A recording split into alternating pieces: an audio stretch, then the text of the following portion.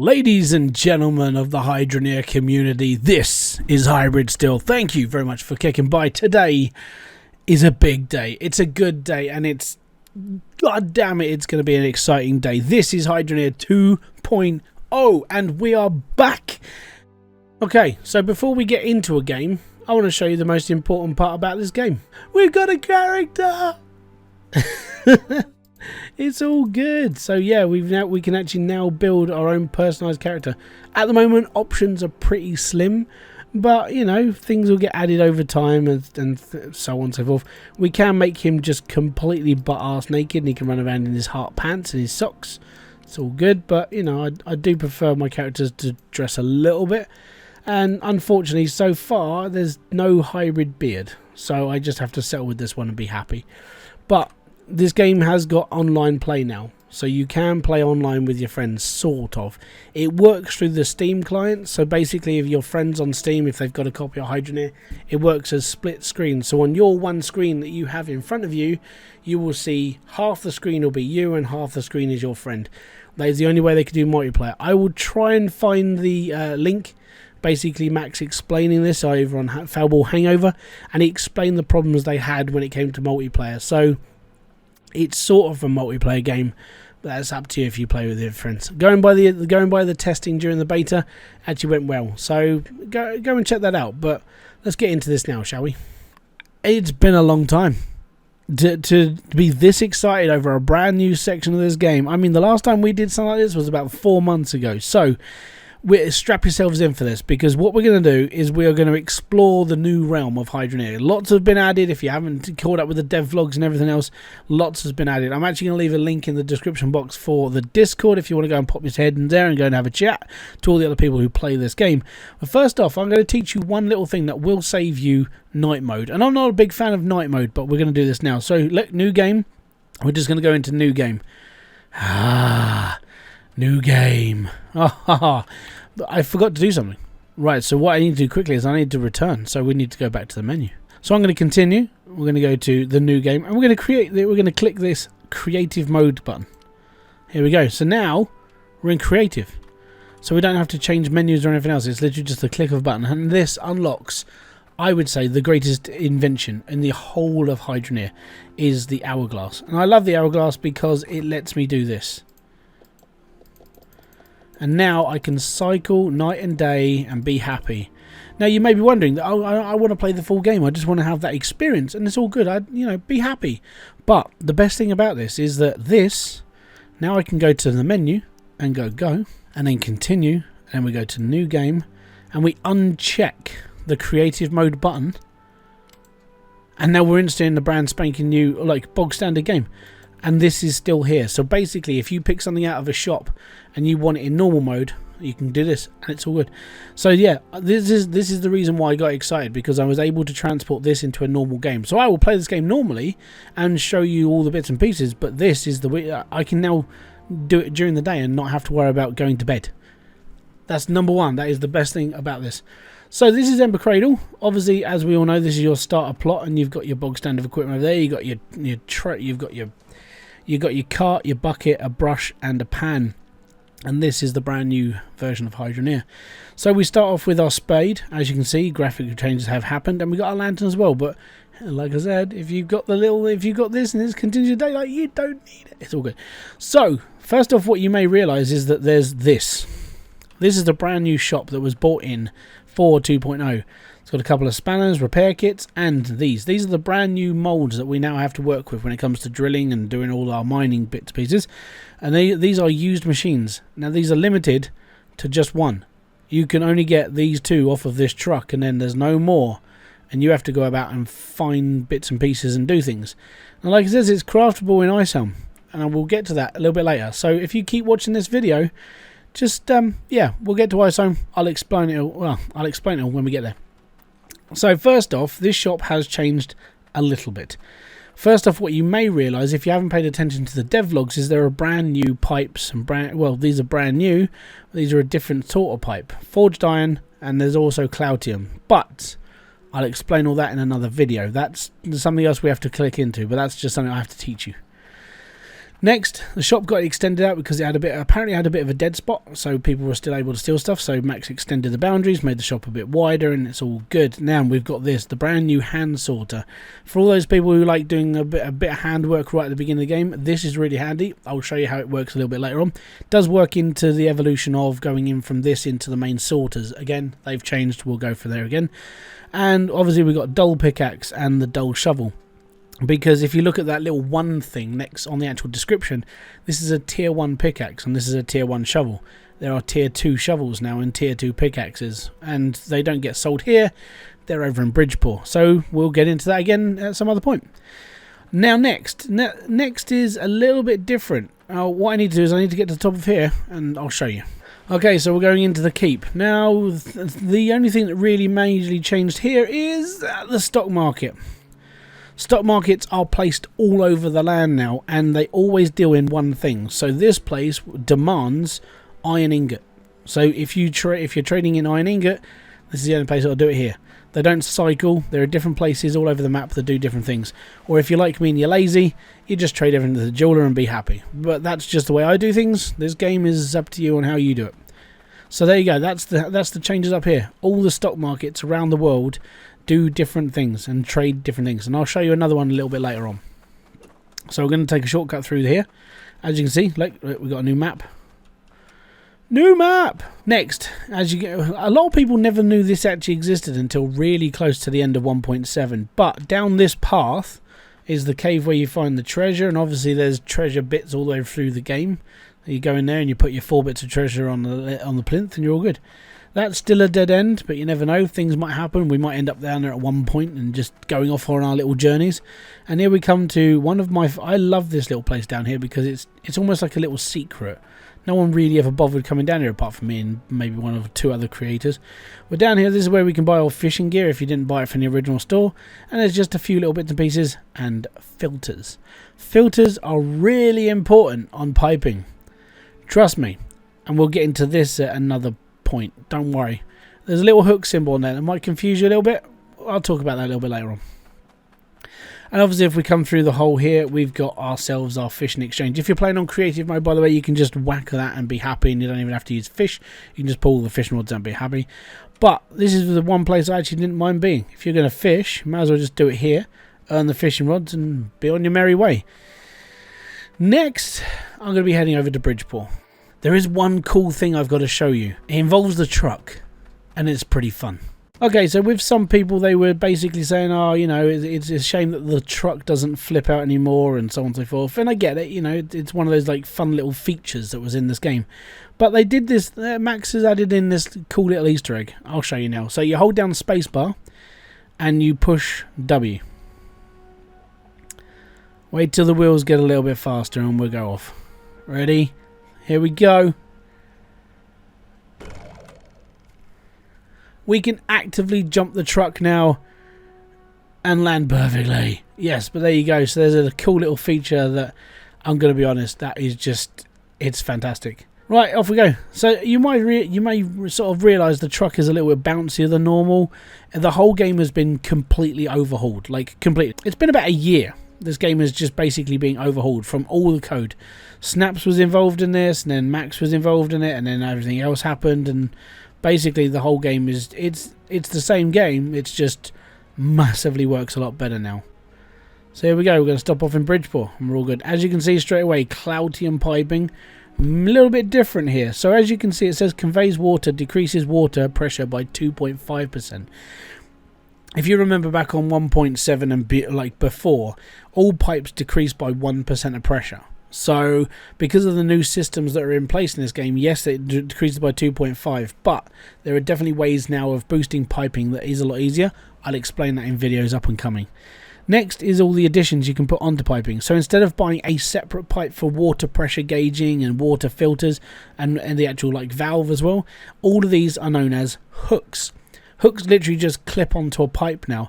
I'll explain all this in another video, but it just makes the system a little bit sort of...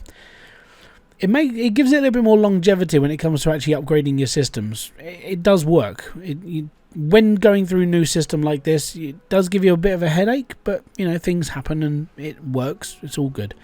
So a couple of things I've had, like construction hammers had a reskinning. There's no large wand anymore. There's just the bog standard little magnet on a stick. So that's the little one. There used to be 2. And here we are. The tier 2 common pickaxe. Now this basically just means it does a bit more oomph straight away, which is all good. And obviously the tier 2 shovel. So we're all good. And here we are, the hand sorter. And then we're fishing and blocks and so on and so forth. So this is different as well. Like the logic compressor, it never used to be a logic compressor. It always used to just be a standard compressor. You just pull the handle and done. But now you can actually hook this up to a logic system. So once your system gets to a specific amount, let's say it's got a 3000 gem limit coming through here, that will trigger a signal. You can actually plug it into the handle and it'll actually pull the handle for you. So if you want to upgrade your logic systems to incorporate the logic like compressor now, you're free to do so, and it's all right. And now we've got the throwable TNT as well. I think that's everything in here. I know the hammer had a little bit of a reskin, but apart from that, we're all good. Yeah, when it comes to these, I'll explain all this in a different video. Don't worry, I'm here to try and help. So this is the housing. Well, this is the housing place. Do you remember this? This wasn't. It had a few bits and pieces in it, but it was a little bit lacking a little bit of. So all the points have been changed to have the like a vehicle access when it comes to being able to buy stuff. So with the tools place, this one you bring your truck around the back here, load it up here, and you can drive off, or you just do what I do and just keep doing it. But this has been made a little bit wider, so you can pull the truck in, put it down, and then you can stack up all your stuff. Along with all the new stuff here that we've got, new wooden stuff, new roofing, new windows, new window shapes, new slants, and all the other stuff. We now have a double staircase as well. Double staircase is a fantastic invention because double staircases is something I've always wanted, because I hate walking up just a single flight of stairs and missing one step and falling off. And we get simple chairs as well. And that's all right. Next, we'll move up to the next load of shops and we'll carry on our way. Oh, also, if you just get out your truck goes for a little bit before it actually stops. So that's quite fun. Right, this is the Conveyor Nation. Woo! This is where you're going to be having a little bit more fun. So these are the conveyor belts. Brand new everything has been reskinned by Itchy Beard. And I'm going to be honest, they're a lot more fun to mess around with. But there's a couple of little niggles. This is one of them. Basically, the conveyor, this is your new splitter. Instead of having that box with a dial on it, basically now what you do is you put something on top of the plate. So you put like a bit of gold on here, and it will sort the bit of gold using the sensor. Oh yes. And what will happen is that as gold passes through, it will drop off this side. That's the only problem. You can't change the direction of this unless you change your whole build to like bring like your belts in specifically to do this. So again, I'll explain this in another video. But these are pretty cool. I like the new conveyor belts. There's a lot more reliability in them. And after they got reworked and everything else, they didn't need the straightener, they didn't need the centralizer anymore because these just work. And it's all right. These are the hooks for the conveyor belts. As of this current update where I'm sitting, which is on 2.0, brand spanking new into this, unfortunately the shredders don't really pose much of a reason to have them. So as currently, when you get down into the dirt, and I'll explain the dirts and levels and everything else in another video because there's a lot to go through. When you get down into the deeper levels, we'd normally expect massive clumps of dirt, which doesn't happen currently.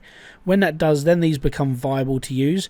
But you can't now like grind down small bits of dirt coming out of like a ram drill or the tier 1 drill now, because it's the smallest it's going to be. So currently, the way I see it, these are a little bit useless at the moment, but they will have purpose a little bit later on, I'm assured, right? And this you definitely need. Gem polisher, definitely need it. As soon as things come out from the harvester, you can put a gem polisher on the line. It'll polish the gems up straight away. You can just put them into a bucket, or you can put them into a compressor using a sorter. When you put them, when you're sorting them out, each gemstone has to be on top. So you have to have a ruby, emerald, sapphire, and onyx on here for that to sort it into a compressor. I will explain all this in another video. There's a lot of I will explain this in another video because there is a lot to go through. Trust me on this one. Next, we're going up to the electric store, which unfortunately lost part of its it lost part of its charm for me because I was more of a power user. Like, I always enjoyed boosting my builds up to power, and unfortunately now it is just a logic store. So everything here is logic. We got a brand new logic repeater instead of just having, you know, a thing. So when it comes to logic, I'm leaving this to my friend Promethean Gaming. And what I'm going to do is I'm actually going to get Promethean to do like logic videos. So if you've got any asks or requests and everything else, I'm hoping at some point that he'll start sort of like burning out content as well. And then what we'll do is we'll try and answer as many questions as we can, show you some setups, and hopefully we'll get you onto your feet with this as well. For me, unfortunately, logic is just lost on me. I've got to be honest, I'm getting too old to like start learning stuff. And you know, I can set up your basic repair tool, which is fairly easy to do, but when it comes to all the all this, it just doesn't. It doesn't matter how many times I've tried to learn it. I can't learn it. I'm a little bit slow on that side of things. And I know, yeah, I could sit here and learn the whole thing, but it could take me ages. And all the while I should be learning, I should be making videos, and it just doesn't. I can't multitask that well. Next, we're going to walk into the brand new cottage store. Oh, this is where it gets exciting. And there's a little bit of info between here and the other stores that are selling all of this stuff. So, this is the bog standard cottage. It's like display model. How cool is this? And then we've got cottage flooring. That's just wooden flooring. So this is the cottage flooring that would be in here. Then we've got like pillars and this. And we've got a rake out front. Rakes are really useful if you want to keep your land flat. It's all good. And then we've got all these extra bits and pieces as well. So the reason why this is exciting is because there are 3 different stores that sell 3 different types of customization for your builds. There is the wooden store, which is the one that we've visited first, which is over there down called housing. Then we've got the cottage store, and then we've got a stone store.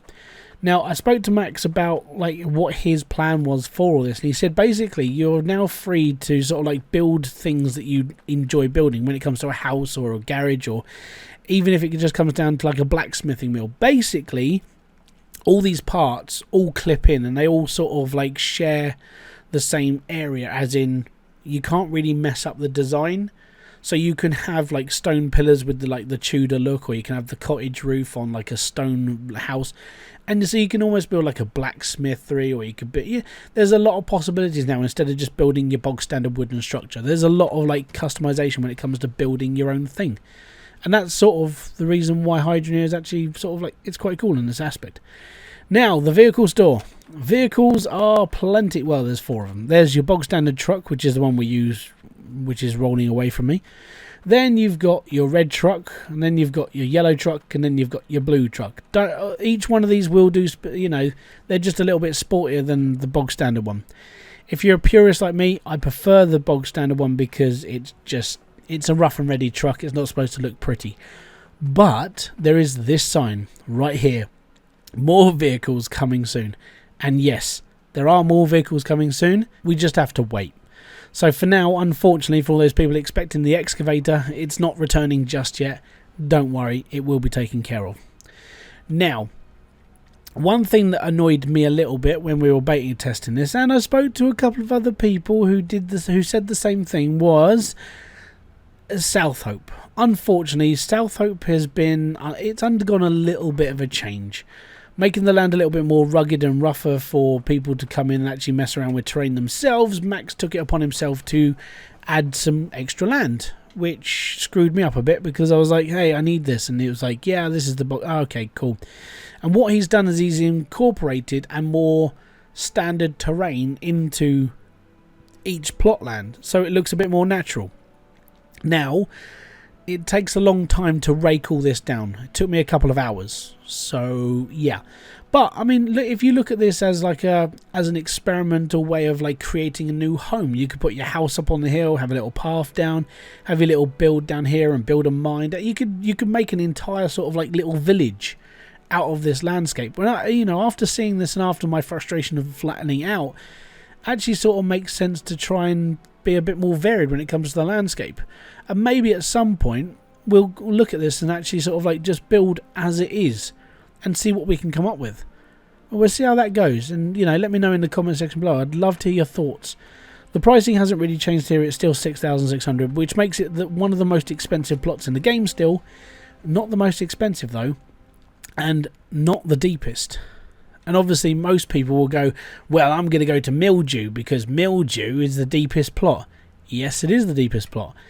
A little bit of change happened in mildew, and I'll show you this now. But also a little bit of change happened at Drek as well. So as you can see, Drek Quarry underwent the same sort of thing. It's a little bit less sort of like bumpier in the middle. It's a little bit easier access for us all, but there's these dirty great big like piles up in the sides. Unfortunately, that's just how the game is now. You just have to like hack in and sleep with it, but it's yeah, it's still there and it's all good. Now the last one I want to show you is mildew before we head up to Icehelm. And Icehelm is an interesting place now, and there's definitely a lot going on. Alright, and we'll get into it in just a second. As we're near mildew, there's something I want to show you just down the road from mildew. And this is quite an interesting thing as well.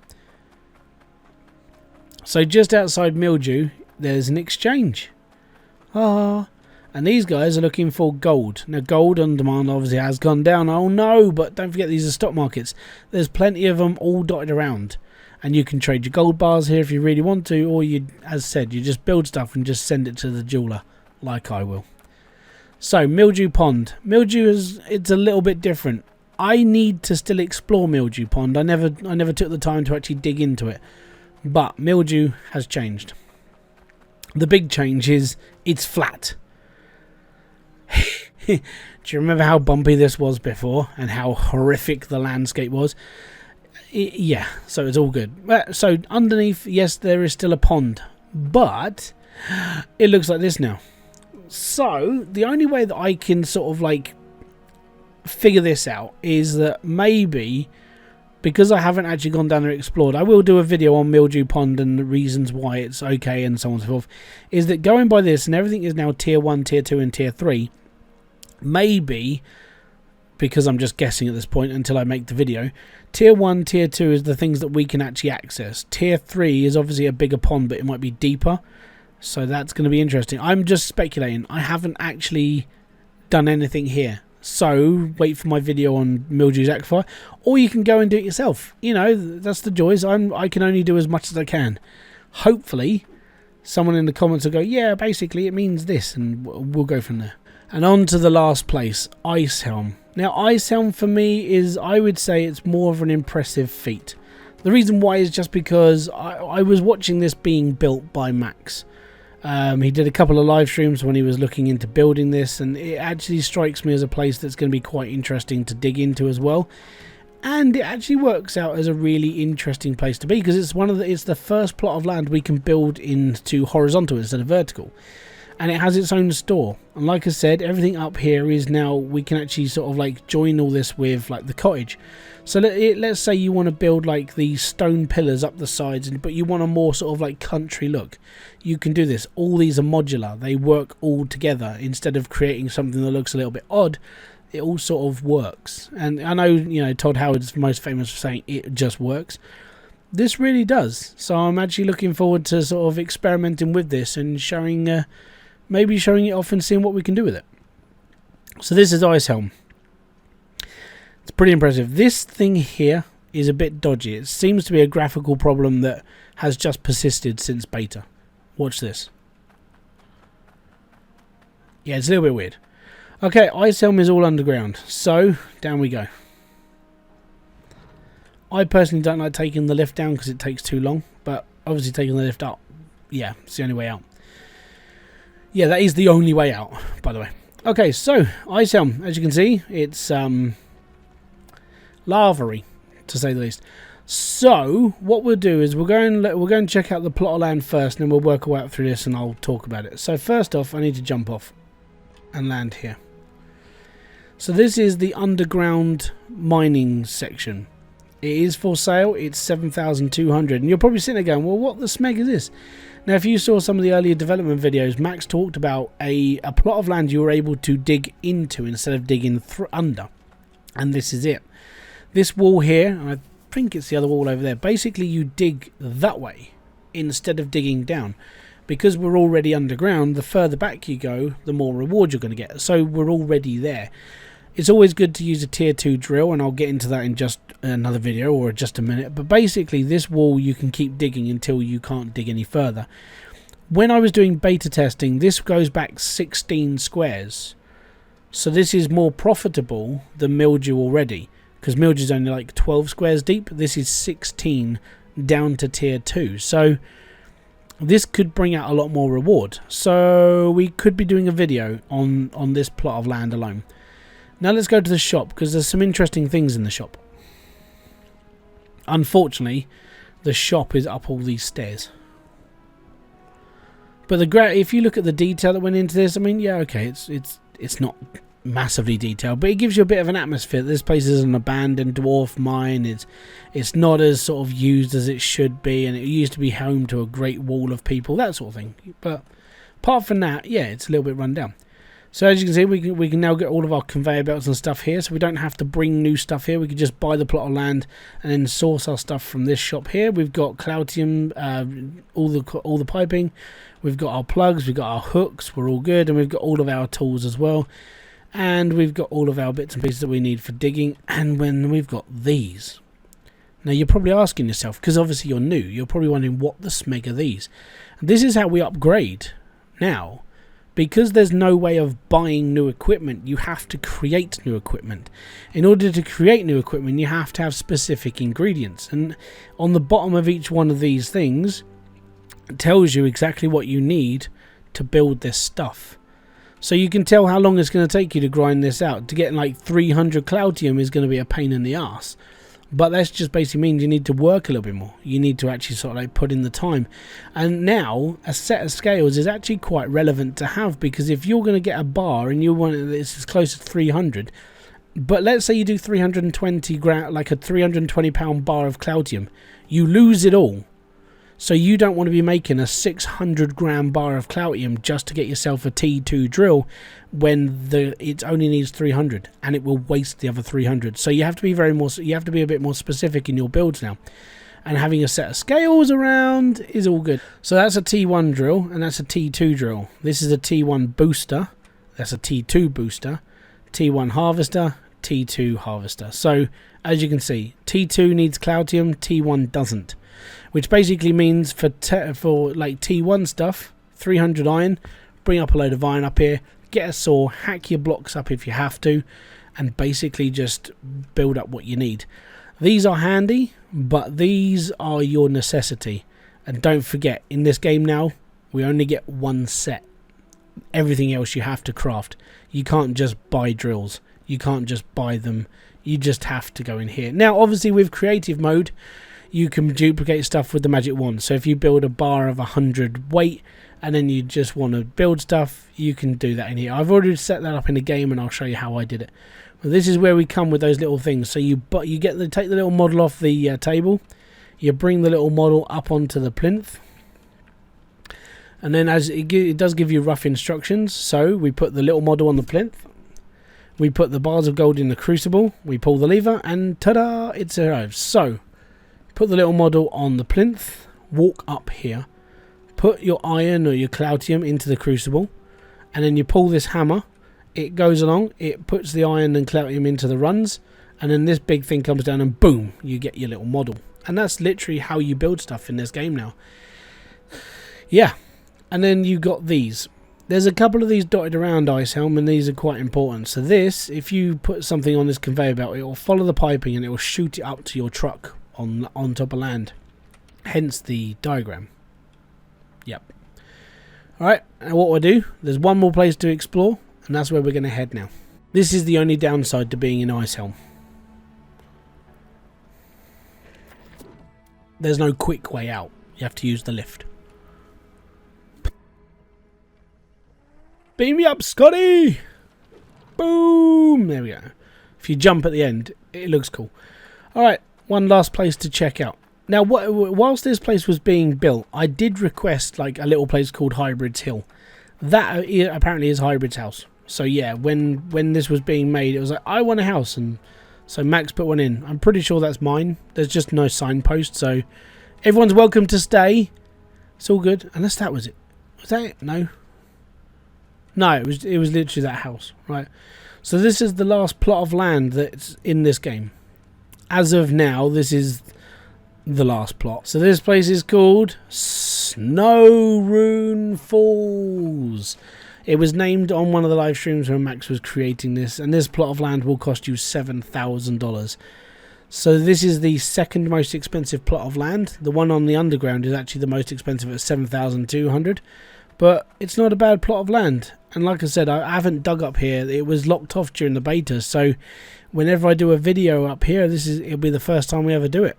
So yeah, it's going to be interesting. So that is Hydroneer 2.0, guys. If you enjoyed this video or anything else and you want something covered, if you want anything, I'm back to doing Hydroneer videos along with all the other stuff I do on this channel.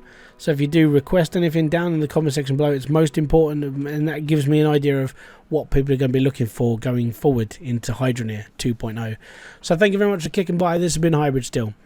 If you have enjoyed this, don't forget to hit the like, subscribe, notification button below for all the updates. I'll be back here with a brand new video, live stream, or whatever else I do over here. So thank you very much for kicking by. Peace out, have fun, enjoy everything you guys do.